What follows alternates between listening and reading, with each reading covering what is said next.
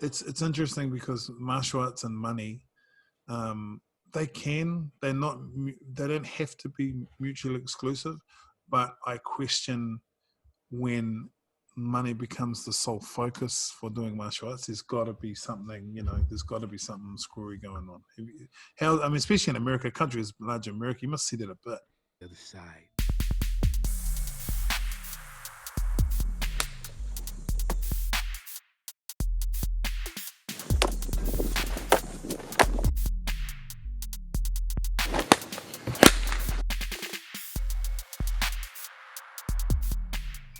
Oh, definitely. I was lucky that the instructor that I had, he was doing okay financially for himself. Still have him, but he's doing financially okay for himself. So the dojo did not have to make him any money to get by, and thankfully, due to the work that I do, I also can get by. I don't live a lavish life, but I can get by on the money that I make, Well, and I don't make anything out of the dojo. Right? contract killing is surprisingly lucrative. It's incredibly don't give away the secret will of competition. I have yet to be in a position where the dojo pays me anything, and that's okay because I also don't ever want money to be a reason why somebody can't train. Where I was going with is something that I learned from my sensei that wasn't in the video, called something I learned from my sensei. Was is that it was inappropriate for the instructor to deal with the money. He came from a very traditional background where the senpai in our school we have a senpai. The concept of senpai applies to anybody above you, but that was actually a title awarded to a specific person in our school. That person was responsible for collecting dues or doing that kind of stuff. If we had a grading or something like that, that person did that. You didn't go to your instructor because it was embarrassing for the instructor to deal with the money, because they weren't there for money. They weren't doing it because of money. And he talked about how that was a traditional thing, and I don't know when he said that if he meant traditionally in Okinawa or traditionally in Japan or traditionally in both, but this idea that no, I focus on this part and I don't mix these two. It has to happen. It's a necessary thing. It's just not the thing that I do. You don't hand me the money because that puts me in an awkward place where I'm making what we're doing and the relationship we're building about money. So I learned early on the perspective of money being a part of it, but not muddying that up between the relationship of the student and the person and the teacher or the school. Definitely, we don't make well, the fact that everything you see, this is not even my house, man. I broke into this house and I just had a so, but I mean, you had to scout for weeks to find the right kind of stuff to have in the background. You've got to chit chat when they're leaving, their comings and goings. It's work. It's work, man. But I'm happy to do it. There's an awkwardness that kind of exists when people walk up to you and go, "Well, how much is it?" I'm going, "Can you talk to that person over there?" It's a really great way of doing it.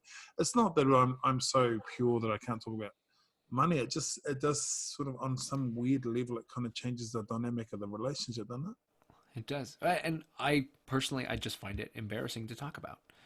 And I know that it's not supposed to be, and I know the people who are really successful at making money, and maybe that's why some dojos I'm sure there are dojos out there that are not McDojos, but are doing just fine financially because they have gotten past this idea. But for me, it's embarrassing when you come up, well, how much is it? I'm like, well, I don't want to establish. There's a line. There's a difference between establishing a monetary value and just a value of what's happening. And I want to talk to you about the things that help you understand its worth, not its price tag. But also, too, the thing that I hate is the questions that I hate. How long is it going to take me to get a black belt?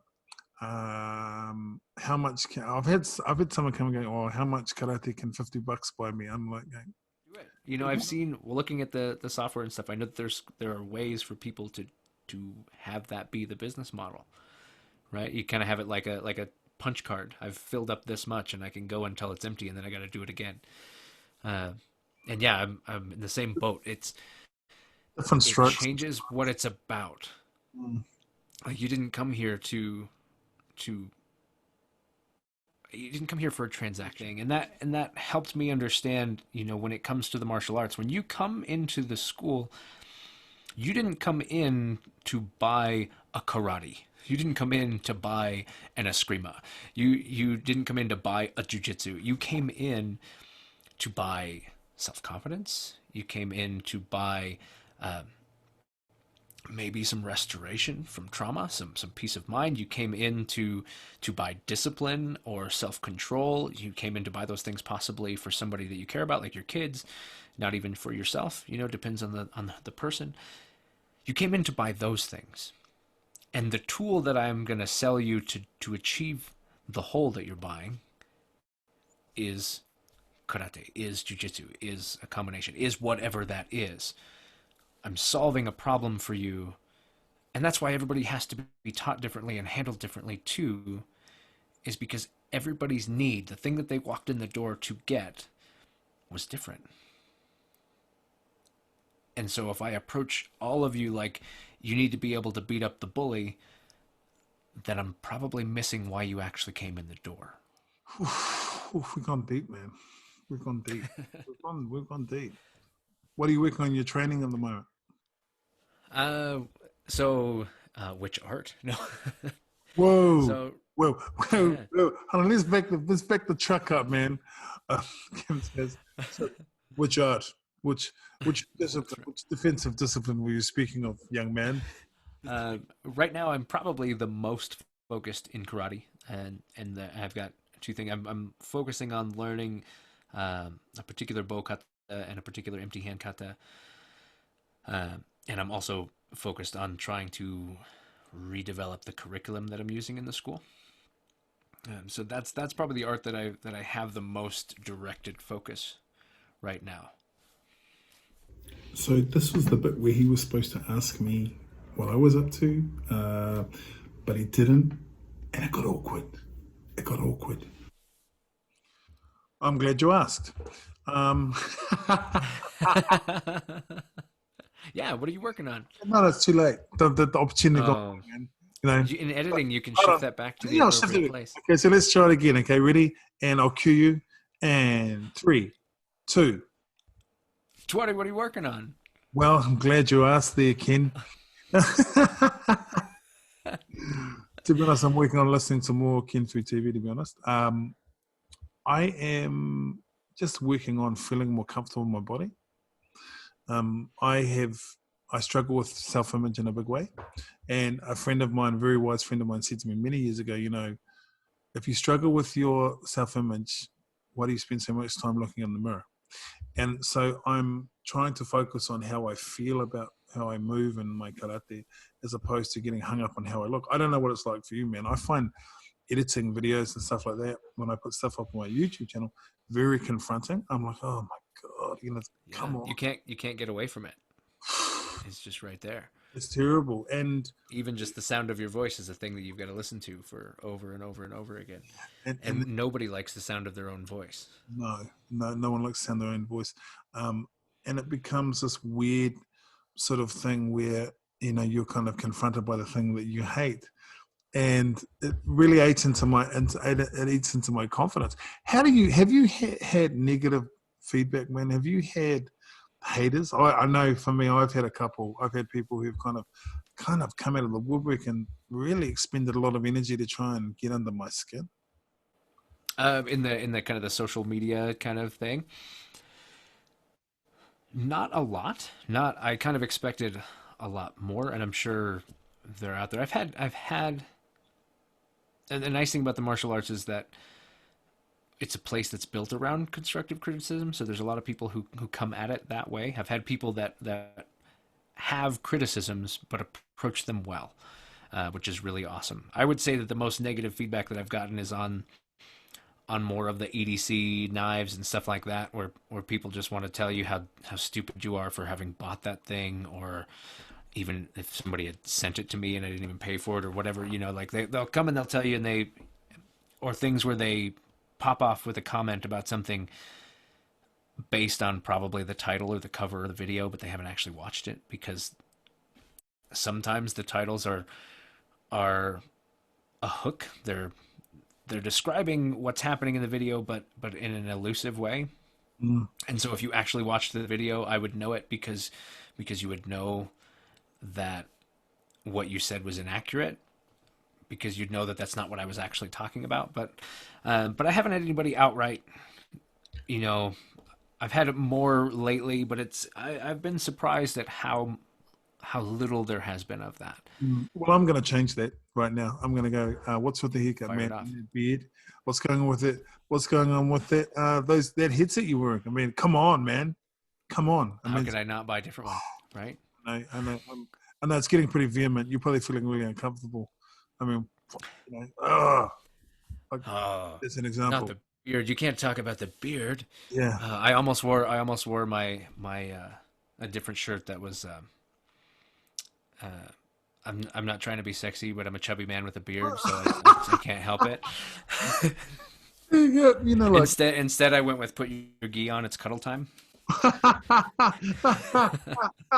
you know, like it's quite funny because in terms of the channel, one of the things that when I dropped you a message, one of the things that was really cool was that you got back almost like within like an hour, and you seemed so surprised that what you were putting out there, people were watching and enjoying. It kind of was like, you know, I looked at some of the other comments, and people are just genuinely so positive about what your contribution, and it is a contribution, man.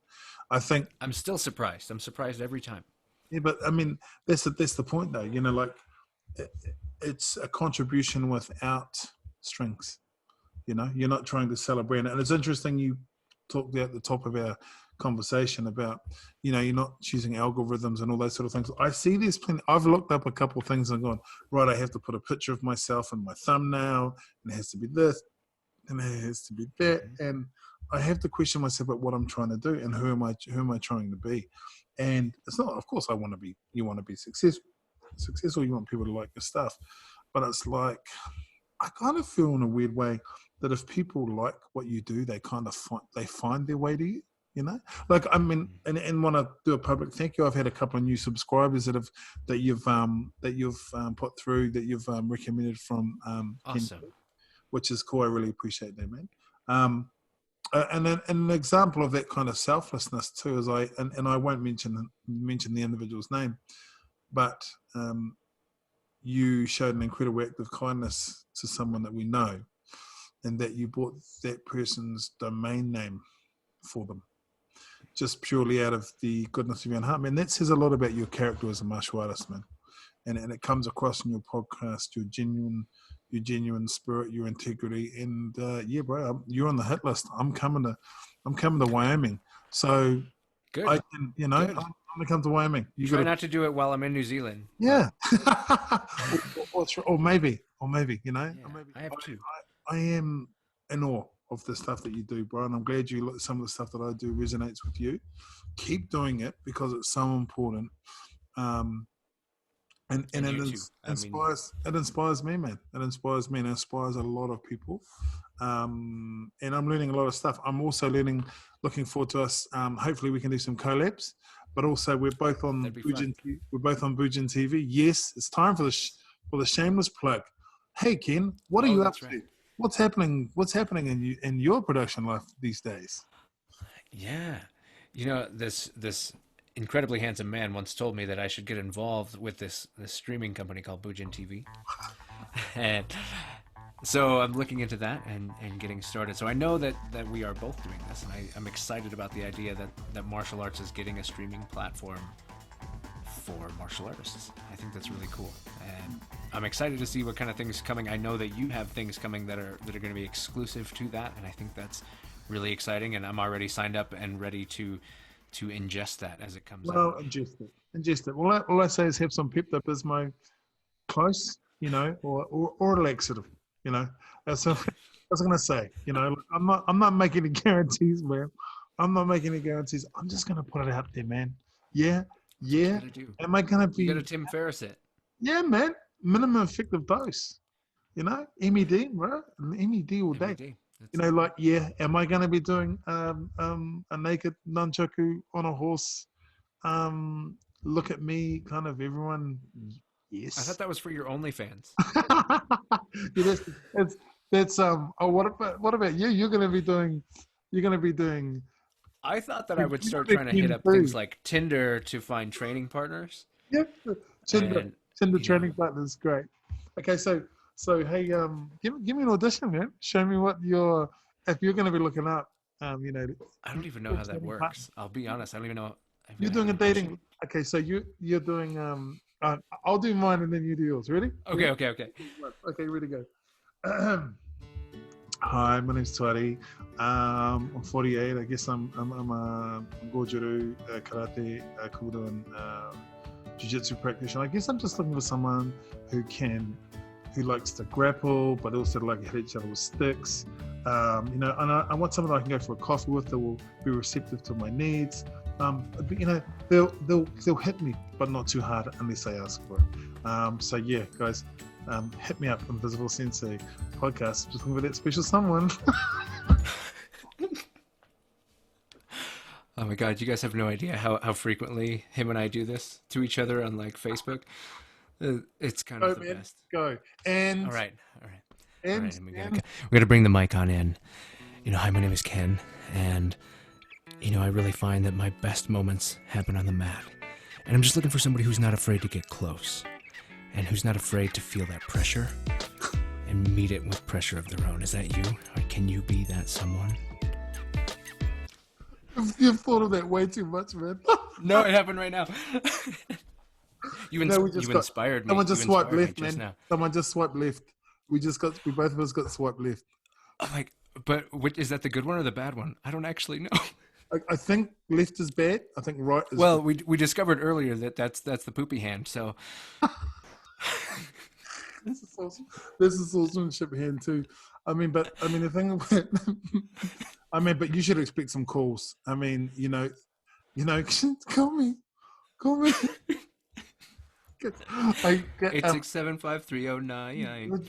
You're gonna get some major, some major mileage out of that, man. Because I felt like, I felt like listened to, but also felt protected. I felt like we really connected. Space, but I felt like if I'm tapping, if I'm tapping out, you're gonna release the armbar. I guess I just felt so safe. I just want to make sure I'm paying attention to you and that your needs are being met. If you're tapping, I'm listening. So a calf slice is not actually my needs being met; it's your needs being met. Just so you know. Oh man, this took. Which holiday is this? Is this Valentine's Day? Fast. This took a turn. Just to take a turn. And I was gonna tell you about how I was watching like your kake video and all of that kind of stuff, but then we went to a totally different place. I think it's cool. How fast can we lose subscribers? Oh, well, look at those numbers. Certainly, there's got to be a record. we could target that. Oh man, whatever esteem we had with people is gone. It's gone. If you've lasted this long into the podcast, just from Kenfu and Invisible Sensei, just big apologies. That probably means you have a really long commute, and we're sorry. We did all we could. Hey, brother, thank you so much for this. I've really enjoyed it. It's been fun. Let's do it again. Yeah, let's do. Well, yeah, it's been cool, bro, and looking forward to you coming down. You and your lovely partner coming down to NZ, and for us coming up, seeing what Wyoming's all about. Your idea of small and New Zealand's idea of small, brother. In our whole country, we've got 5 million people, so you don't know from small, Well, I'm excited to find out. If I have to go through this burden in order to understand you better, I suppose. Well, it's all that sweet, like I say, all that sweet karate monies, the Kenfu jet landing at the Invisible Sensei Airport. Oh, I like that.